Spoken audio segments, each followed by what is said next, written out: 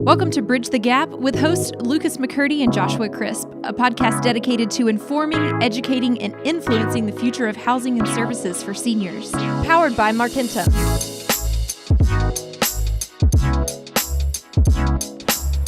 We are back on Bridge the Gap podcast. Josh, how you doing, my friend? I'm doing awesome. We're having fun. We're still here at the EFA and enjoying some time and just loving it. The weather's broke a little bit and excited to be here with you for another episode of Bridge the Gap. We're excited. We've been talking to a lot of different people, and one of the guys that I've been wanting to connect with is Dean here from Studio Six5. So, Dean, we're really glad that you're here on the show with us today. Yeah, glad to be here. So, Dean, tell us a little bit about your background and what got you interested in design, and then what made you start to leverage your talents into aging and senior communities? Okay, well, I don't know when I didn't want to be an architect. Okay. So it's never was a question. I went to Notre Dame to get my undergraduate degree. After that, I went to the University of Michigan for my master's, intending to practice architecture, but moved to New York City, and every project that I got was an interiors project. Okay. So I just became more self-taught in interior architecture, interior design, and learning that story. And so I pretty much worked in every type of field, healthcare, multifamily, and the like. But in '96, I moved to Austin, Texas, and met Leah Von Kanel, who had started the senior living group at a large architectural firm there. And she hired me to grow it. And I said, well, I don't know anything about senior living. I don't even know what it is. And she says, it's everything that you've ever done in one building. Okay. So it was really exciting. And my first project was actually in Japan. It was their first senior living community that they did, and we did 2 of them there, and just did a deep dive into ergonomics for seniors and the like, but then we had to twist it because the Japanese senior is smaller, so everything had to be custom designed and the like. And then those were really successful, and when we came back, we kind of showed everybody in the industry what we were doing, and they were going, well, that's too modern, that's too progressive, that's not what we want. And I couldn't understand it because everything that I was seeing in the States was very old-fashioned, but we still did projects there and just began to fall in love with the seniors, kind of giving back to them and really understanding all the wealth of knowledge that the seniors have, and you just want to be able to have them and create environments for them that they can age with dignity. And so and then I became a caregiver for my mother, and then that really brought a whole nother passion level to it. And she taught me a lot about what seniors like and ergonomics again and lighting, and shared that whole information. And then that's really turned personal. And ever since then, it's been a personal journey for that. And so we found that in our office, everybody comes to our practice usually with a story of their love for their grandfather, grandmother, whatever it is. And so overall, it's a very culture of passion of what we do. Sure, and I had the fortunate opportunity to visit your office, and you could feel that culture when you walked in. And before I got there, so I went on your website, and you guys have a video on there where you kind of talk a little bit about your philosophy around working with seniors. And Dean, I mean, you even got emotional on the video, which I thought, okay, like this is really real to them. So it's authentic, and we really appreciate that. So one of the topics that continues to come up over and over is multi-generational living. It's a topic that has been talked about here. A number of our guests have been talked about it. What's y'all's exposure to that topic, and what are your thoughts and philosophies on it? Well, so our best practice right now in the office, as we've done more and more senior living projects, is that we're really not designing communities for seniors. We're actually designing communities for the community. And so if you go through a community throughout the day, you'll see that there are people there that are 90, and you'll see there are people there that are 4 years old visiting their grandparents. You have the caregivers who are multiple different ages, just all different sorts. And so you want to create a wonderful environment for all of them, so they want to come to this place. Sure. And it becomes a really energized space, and the residents that live there feel that they're in this space that makes them feel good, and there's a good buzz about it. Yes. And so that's why you have to, everyone has this preconceived notion of what senior living design is, and so, they think traditional and all this kind of stuff, but reality is, people like something modern and they like something traditional. And it's like when I was helping my mother find the place, and I brought this up in the video, she would go in and she would what is with this traditional stuff? I never wanted this stuff, and this is the only thing that I have. So this is when we learn to create environments specific to the area, specific to the brand, and have it be whether it's modern, traditional, but have all the elements in it. And the other thing that's really cool now in communities is that they're outreaching to the surrounding community. Yeah. So they want to bring that outside community Bring it in. and have that discussion. No longer out in suburbia behind a fence with a security gate and limiting the people that can come in and go. Well, there's several things that I find very fascinating about your story. First of all, I think what I heard you say was your first major senior living project was international. Yes. So first of all, you went international in your first project. Second, that it's a personal experience for you that kind of is driving the passion. But tell me a little bit. I love how you're designing the communities for the community, as you said it. So how do you do that in your discovery phase? I mean, how are you learning what that community needs to consist of? Well, it all depends on the location, whether it's in more urban environment or kind of that new suburban urban environment. But what we try and do is place the commons areas like the bistro, the bar, or the salon on the perimeter near the front. Okay. And that way the community can share those uses, but the residents still have issues with security. Sure. So it allows kind of an interstitial zone where the residents can come, the public can come, and then they can share experiences. Sure. And so that's what we're trying to do. And even in the suburban markets, we try and do that and not to bury the functions. So you've got that public zone, you kind of that transition zone, and then the private zone. Sure. They still want their privacy and their security. I love that. So your team, it sounds like y'all have a very collaborative approach. You said they all have stories. So are they infusing kind of their life stories and like the things that they would like to see into these communities as well? Or is it more about you go out and you learn the community with which this community is going to live in? It's all about collaborating, exchange of information. So right now we have projects in 32 states. Okay.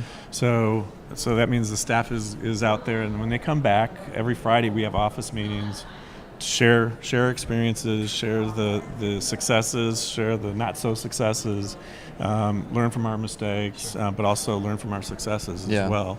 So and then it's kind of my job as the founder and owner to really kind of look down the road and what's happening 5, 7, 10 years down the road, and get them starting to think and let them kind of be able to create themselves what that might look like. Yeah. So Bridge the Gap, we really have 3 pillars that we want to accomplish. We want to inform, we want to educate, we want to influence our space. You mentioned, and I may put you on the spot here, but obviously you've had a lot of success. Maybe share some of the challenges that you've had and some of those failures that others could learn from as you're starting, designing communities. It might be a cliche, but most of the time your failures are due to lack of communication. Okay. I would believe that. Yeah, you think maybe you told somebody something, but you didn't, or you assumed that they knew something and they didn't, and that's always the situation. So the way you make a success out of that is how you respond to it. Sure. So our one of our favorite sayings is finish strong. So because the last thing that we do is the first thing that our clients and our communities remember. That's right. On that. So sometimes it's taking a risk of whether it's a color or a pattern or the like, and you learn from that. But sometimes you think it's a mistake, and then you go back 6 months later, and that what you thought was a mistake was actually the biggest success that's on there. And that's when you really learn to take those risks and mitigate those risks. So if you have to change them or alter them around, you can do that. Sure. But that's the only way that you then go to the next step. That's good stuff. So I've asked a couple of folks that we've been talking to over the past several episodes that we're talking about multi-generational, and I ask, what's some of the biggest threats, or what are some of the biggest obstacles we have to overcome in our industry as we're moving forward? What would you say, as you're seeing some of the biggest challenges that the industry faces right now in senior housing and programming design, what are some of the biggest obstacles that your team's trying to overcome with new design? It's preconceived notions. Okay. Everyone just has assumptions of what it should be, Yeah. or what a formula is. A lot Sure. of these projects, especially multi-brand projects, are formulas, and you lose that personality. There was one large company that was no longer in business that they had 5 design schemes, and they used those 5 design schemes throughout the country, Sure. realizing that it didn't work across the country. Yeah. And so they learned from that mistake. But we look to the hospitality and the multifamily and the healthcare markets for our inspiration, because if everyone's just talking to each other here at the conference, you're just going to get the same. Sure. So we go outside and kind of see what are those influences. We go to the National Restaurant Association show. What's the latest in food service, hospitality side, Hospitality Design Expo. What are the latest trends in that? Because I was saying we don't have a lot of money to do research, but the hospitality industry does and multifamily does. So I'm more than happy to utilize all their research and their findings, because people staying in the hotels are seniors, baby boomers, millennials, and they all want to encourage socialization. Yeah. So what do we want in our communities? We want to serve multi-generational, including millennials, seniors, baby boomers, and we want to socialize. So to me, it's a no-brainer. Exactly. So talk to me a little bit about maybe there's a operator that's listening or an investor that's listening that has maybe just starting to get their feet wet into the senior space, and they either want to build ground up, or maybe more they're getting in through acquisitions, but the space is just a little bit different, so they maybe not understand all of the design influence on retro repositioning a building that maybe used to be a hotel, or maybe it used to be a multifamily community, or just a legacy property that's very, very dated. Maybe walk us through that process from their perspective on putting the right team together to help drive good communication from the design up front to the contractor that's actually executing on that and all those parties. Yeah, so the most successful ventures that I've journeyed on through renovations, or what you're talking about, is that you have to have people that are experienced on the design side in senior living. You need contractors that are knowledgeable in senior living, and all the consultants generally in senior living. I prefer food service consultants that are not in senior living. And why is that? Because I go to any restaurant, they'll service a lot of food, and their kitchens are generally half the size that you see in a senior living community. And we're trying to create a restaurant experience. So I don't want a mass market typical senior living. I want something that's more fresh and evolving. So Sure. That's my view on it. But once you get those experienced people, they've been through it, they know how to phase it, they know how residents react, because anytime you're going through this renovation, if there are residents there, it's a key issue that Sure. you have to work through. But you have to look at the whole project as a whole. So many times when they do renovations, it's, well, let's fix the dining room, or let's fix the lobby. You really need to design it as a whole and then phase it over multiple years. So when the project is done, it's one cohesive package. It isn't a series of add-on renovations, and this year blue was the color, next year, green is the color.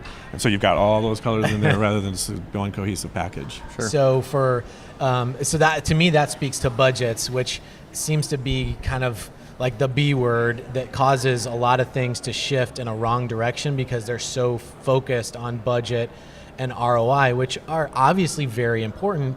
But it sounds like what you're saying, Dean, is that, okay, if you're going to phase this over a number of quarters or years, because maybe the budget's not all there, don't really put a lot of thought into the design up front to then space that out long term, so that you don't end up with a patchwork quilt. Correct. And the other thing too is if it is a budget concern, rather than you just have to do it in phases in order to execute, we always will negotiate with our vendors for a 2 to 3 year period to hold prices or mitigate the escalation to keep the budget, rather than just assuming you're just going to... It's going to be the same later. You just can't do that. So we always are looking forward to the end, once again, to the end of the project through budget, design, and how to phase. Absolutely. So there's a lot of talk now just about the silver tsunami that's coming. But I've also heard that we're overbuilding. Like, there's these two conversations that seem to be contradictive to one another, but I understand a little bit of the minutia of that. So Dean, I know that you've probably be hearing these things too. What's your thought process about maybe the next decade of the demographics, 11,000 over 65 a day, turning 65 a day, and what that means to the industry as far as housing? Yeah, so we hear the same thing, that's overbuilt. We've actually seen it kind of slow down this first quarter, without a doubt. It's a big discussion because are baby boomers going to want to move into these communities, or is it going to be more need-based and they're not going to move in until they have to? So our biggest growth market, probably the past 2 years, has been active adult. So you have multifamily providers coming in and creating these communities that don't have a commercial kitchen, but they're planned to have one in the future if they want. Okay. They're reaching out to those baby boomers to say, hey, give this a chance. You're not committing to anything. It's a rental. We'll take care of everything. You can go travel away for 2 to 3 months, come back, you have your home here. And then they're even looking as a multi-brand that if you travel somewhere, you can stay at their guest suite in the other city that you're going to. I love that. So it's kind of like a different branding type of thing. And so once again, that's like looking to the hospitality industry to be able to do something like that. And so they're, but that's how I feel it's going to be. I think you're going to see more of this new concept, and I think you're going to see outreach to people staying at home and trying to get them to come in and maybe use some of the amenity spaces. So they kind of put their toe into the water, kind of see what it's like. And then when they see this is actually pretty cool, then they might take the plunge and move on in. And it's very similar to, once again, the hospitality market, where they're saying, yeah, you can come on in and use our restaurant and use our fitness and have memberships for that type of thing.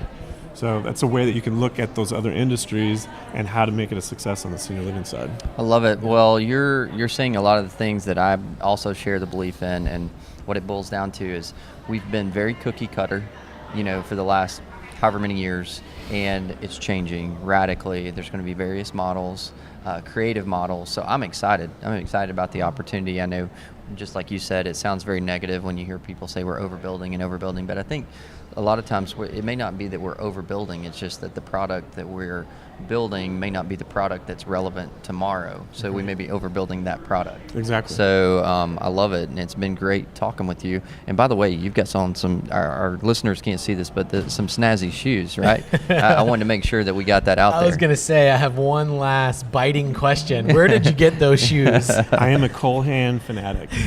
Love them. Any bright colored or metallic shoe out there, they're the most comfortable shoes. And hey, us guys have to have something to make us individual. That's right, so man. My thing is my shoes and my socks. So a Cole Haan, it's a wingtip, gold metallic, and it looks like it's also comfortable. Very. Man, so we just got a plug for Cole Haan. I hope they appreciate that. I hope I get some shoes in the mail. Yeah, we might. We might. That's pretty awesome. We'll put Dean's address in the show notes for Colehan. That's right. Maybe he'll autograph up here. So. I have to tell the story. I was in New York staying at a hotel and came back after dinner. It was late at night. The bar was about ready to close down. Started talking to this couple, and he was the head designer for Cole Haan. Get out. That's awesome. Did you have on the Cole Haan shoes? I had on Cole Haan shoes. Oh, you did. Perfect. Man, that's great. Well, another great show here. Dean, we are super appreciative of giving us your time, your talent, your expertise. Our mission is to inform, educate, and influence, and I really think that this is a lot of value back to our listeners to really contribute and to collaborate back into the community that we love, into senior living and senior housing. So, Josh, thank you once again, my friend, for another great show. Dean, thank you for your time. Wish you the best. We will connect to Dean in the show notes and his organization, Studio Six5 out of Austin, Texas. And just as we say on every show, that we don't want the conversation to end when the audio is over. So please feel free to engage with us back on our social channels on LinkedIn, Instagram, Facebook. And if you have questions for Dean or for Bridge the Gap, just write them down and we promise that we'll get back to you. So another great Bridge the Gap. We appreciate you listening. Goodbye.